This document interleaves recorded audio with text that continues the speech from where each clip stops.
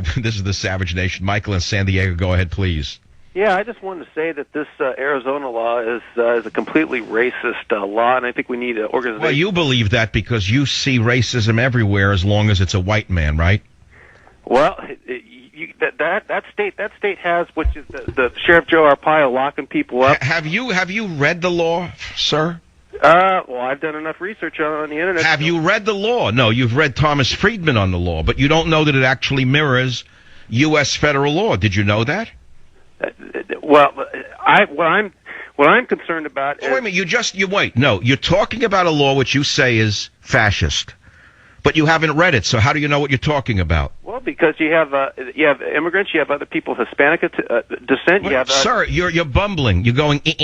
You are not in a coffee house right now. You're on national radio. You are saying that the people of Arizona are bad people because they passed a law. I've asked you a simple question. Have you read it? And you, like the corrupt leadership of the Obama administration, actually say, no, I haven't read it. So how do you know what the law says? Well, I've read excerpts of the law, and I've read journals, and I've read everything that I could get my hands on the Internet. But why haven't you read the law itself, though? I wonder.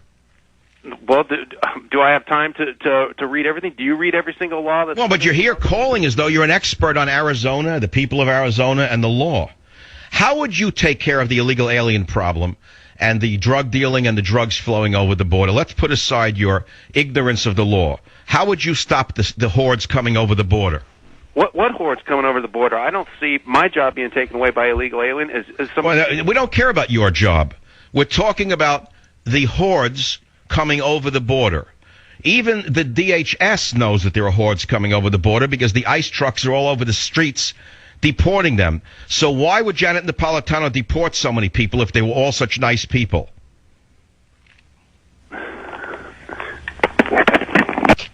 Cat got your tongue, young man? See?